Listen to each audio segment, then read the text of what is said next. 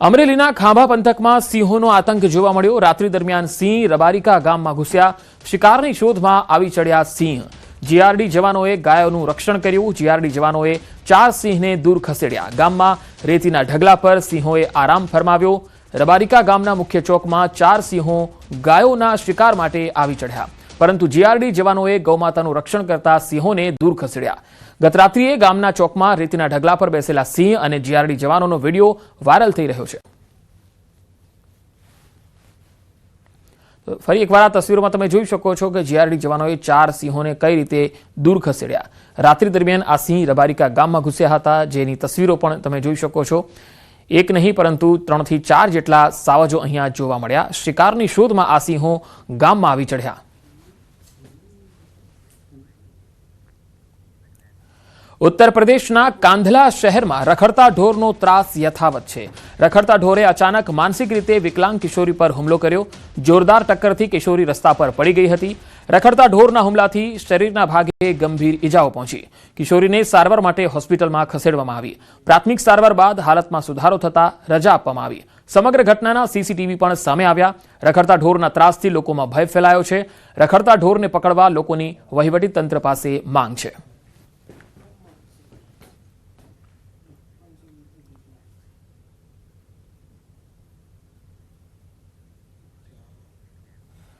દ્વારકાના દરિયામાં જોવા મળી ડોલ્ફિન।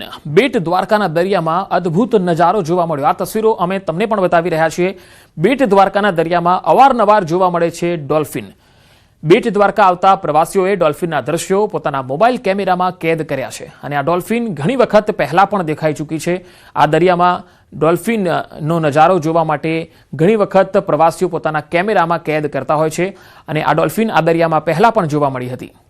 ફરી એક વખત બેટ દ્વારકાના દરિયામાં ડોલ્ફિન જોવા મળી છે। પ્રવાસીઓમાં આનંદ જોવા મળ્યો।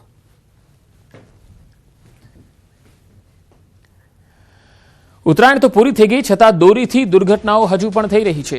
બાઇક પર જતા યુવકનું દોરીથી ગળું કપાઈ ગયું। નવસારી કલેક્ટર ઓફિસની બહાર આ બનાવ બન્યો। 25 વર્ષીય બાઇક ચાલકનું ઘાતક દોરીથી ગળું કપાઈ ગયું। બાઇક પર જઈ રહ્યો હતો ત્યારે યુવકના ગળાના ભાગે દોરી ઘસાઈને નીકળી હતી, જે બાદ તેને તાત્કાલિક હોસ્પિટલમાં ખસેડાયો। 14મી જાન્યુઆરીએ ઉત્તરાયણ પૂર્ણ થયાને 3 દિવસ વીત્યા, છતાં ઘાતક દોરીની દુર્ઘટનાઓ સામે આવી રહી છે। નવસારીનો આ બનાવ છે। ઉત્તરાયણ તો પૂરી થઈ ગઈ, છતાંય ઘણા લોકો હજુ પણ પતંગની દોરી જે છે એ અત્યારે પતંગ પણ ચગાવે છે અને રસ્તે જતા જે રાહદારીઓ છે, વાહન ચાલકો છે, તેમનું ધ્યાન પણ રાખતા નથી અને તેના કારણે આવા બનાવો જે છે એ વધી રહ્યા છે। ખેડામાં સ્વામિનારાયણ ગોકુલધામ દ્વારા એક કદમ દિવ્યાંગ સેવા કી ઓર કાર્યક્રમનું આયોજન થયું, જેમાં જરૂરિયાતમંદ દિવ્યાંગજનોને હાઈટેક કૃત્રિમ હાથ પગ મફત અર્પણ કરવામાં આવ્યા। આ કાર્યક્રમમાં સાંસદ દેવુસિંહ ચૌહાણે મોટું નિવેદન આપ્યું। આ કામ સરકાર કરવા જાય તો 5 વર્ષ થાય। જે કામ સરકારે કરવું જોઈએ, અમારે કરવું જોઈએ, એ કામ આવા સંતો કરે એટલે અમે નબળા છીએ, એવું પણ તેમણે જણાવ્યું। આ કામ जनतंत्रनी व्यवस्था प्रमाणे सरकारનું છે, પરંતુ જો સરકાર આ કામ કરવા નીકળે ને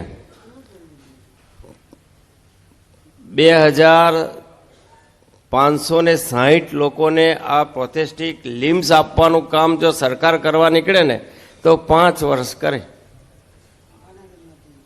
આ મર્યાદા કહું, વ્યવસ્થા તંત્રની મર્યાદા કહું, પરંતુ સમાજનું કામ કરવા માટે આંખ અને દ્રષ્ટિ કરતા સંવેદના હોય અને વડતાલ ધામ જેવી સંસ્થા જે સંવેદનાથી કામ કરે ને તો એક દિવસમાં આવું કામ કરી શકે, એનો આપણે આ સાક્ષાત અનુભવ કરે। એક રીતે કહેતા તો અમને અહીં આવીને જે કામ અમારે કરવું જોઈએ, સરકારે કરવું જોઈએ, એ કામ સંતો કરે, એનો અર્થ કે અમે કેટલા નબળા છીએ।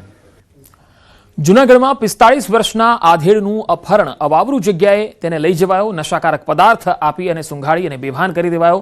દુબડી પ્લોટ વિસ્તારનો આ બનાવ છે, જ્યાં દોરડા વડે બાંધીને આડેધડ માર મારવામાં આવ્યો। પરિવારજનોને નગ્ન હાલતમાંથી મળી આવ્યો। પોલીસ સ્ટેશનમાં આ અંગે ફરિયાદ પણ થઈ છે। પોલીસે આરોપી સાગર ચૌહાણની અટકાયત કરી લીધી છે। ના મારીને મને નાખી દીધો હતો, પછી મારા લોકોને ખબર પડી, એ લોકો આવ્યા પછી રિક્ષામાં નાખીને મને ઘરે હુવરાવ્યો। અમારા લોકો બધા માથે રોતા હતા। પછી ઈ તાણે મને દાખલ ના કર્યો। બીજા દિવસે સંક્રાંતના દિવસે હું દાખલ થયો। આખો દિવસ આખી રાત ગયો, 2 દિવસે મને રબર મળી ગઈ, પછી મેં ફરિયાદ કરેલી છે. જૂનાગઢમાં જમીન વિવાદમાં વૃદ્ધનો આપઘાત. વંથલીના ગાદોઈ ગામનો આ બનાવ છે. જમીન પચાવી પાડવાના ત્રાસથી કંટાળી વૃદ્ધે ગળે ફાંસો ખાઈ લીધો. સંબંધીઓના માનસિક ત્રાસ અને ધમકીથી વૃદ્ધ પરેશાન થઈ ગયા હતા. 2.5 વીઘા જમીન માટે કાકાના દીકરાએ ત્રાસ આપ્યો. 5 શખ્સો વિરુદ્ધ ફરિયાદ પણ નોંધાઈ. આરોપીઓમાં એસઆરપી જવાન સહિત પરિવારના 5 સભ્યો સામેલ છે. વંથલી પોલીસે ગુનો નોંધી તપાસ હાથ ધરી છે.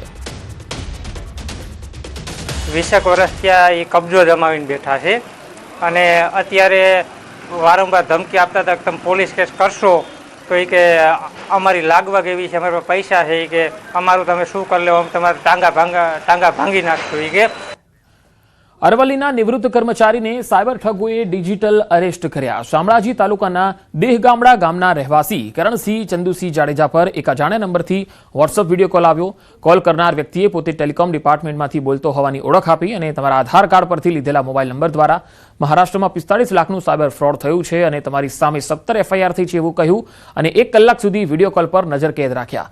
આમાંથી તમારે બચવું હોય તો તમારા એકાઉન્ટમાં રહેલા 80,000 આપવા પડશે. જે બાદ તેમણે તાત્કાલિક અરવલ્લી પોલીસ અધિક્ષકની કચેરીના કર્મચારીનો સંપર્ક કર્યો. પોલીસે તેમને છેતરપિંડીનો ભોગ બનતા બચાવી લીધા. મારી પાસે ઘણી બધી માહિતી માંગી અને જો તમારે આમાંથી બચવું હોય તો તમારા ખાતામાં તારે કેટલા પૈસા પડ્યા છે, 80,000 રૂપિયા પડ્યા હતા મારી જોડે, કે 80,000 રૂપિયા તમે મને ઓનલાઈન અહીંયા ટ્રાન્સફર કરી દો ગૂગલ પેથી તો આમાંથી તમે બચી શકશો. જેથી પછી મેં તાત્કાલિક મેં એસપી કચેરીના કર્મચારીને સંપર્ક કરતો એ એસપી કચેરીના કર્મચારીએ મને એમની સામે વાત કરી અને આમાંથી ફ્રોડ થતો મને નુકસાનીમાંથી બચાવી લીધો છે. તો તમારે 80,000 રૂપિયા અમે જે બેંક નંબર આપીએ એના એકાઉન્ટમાં તમારે ટ્રાન્સફર કરવા પડશે તો તમને બચી શકશો. અને એ રીતનું વાત જણાવી અને એને ડિજિટલ એરેસ્ટ કરવામાં આવેલા હતા. અમે અરવલ્લી જિલ્લા પોલીસ તરફથી સૌ નાગરિકોને એવી અપીલ છે કે ડિજિટલ એરેસ્ટ જેવી કોઈ વસ્તુ હોતી નથી. એ ફક્ત ને ફક્ત ફ્રોડ કરવાના આશયથી આ કરવામાં આવતું હોય છે. અમદાવાદ મ્યુનિસિપલ કોર્પોરેશનના એસ્ટેટ વિભાગ દ્વારા છેલ્લા કેટલાક સમયથી શહેરમાં થતા ટ્રાફિકની સમસ્યાનું નિરાકરણ લાવવા દબાણો દૂર કરવા સઘન કાર્યવાહી હાથ ધરવામાં આવી. જે અંતર્ગત 12 અને 16 જાન્યુઆરી દરમિયાન શહેરના વિવિધ ઝોનમાં દબાણો દૂર કરવામાં આવ્યા. જે અંતર્ગત આ 2 દિવસમાં જ એએમસી દ્વારા 1,44,000નો દંડ વસૂલ કરવામાં આવ્યો.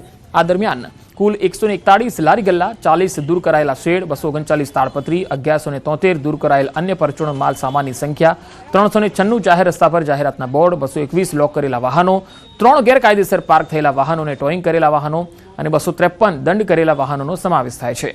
કોર્પોરેશનમાં એસ્ટેટ વિભાગ દ્વારા શહેરના તમામ મિલકત માલિકો, દુકાનદારો, વાહન ચાલકોને જાહેર માર્ગો અને હાઈવે પર કોઈપણ પ્રકારનું દબાણ ન કરવાની સૂચના અપાઈ છે. તમે લીધેલી દવાઓ અસલી છે કે નકલી એ જાણવા માટે હવે બારકોડ સિસ્ટમ અસ્તિત્વમાં છે.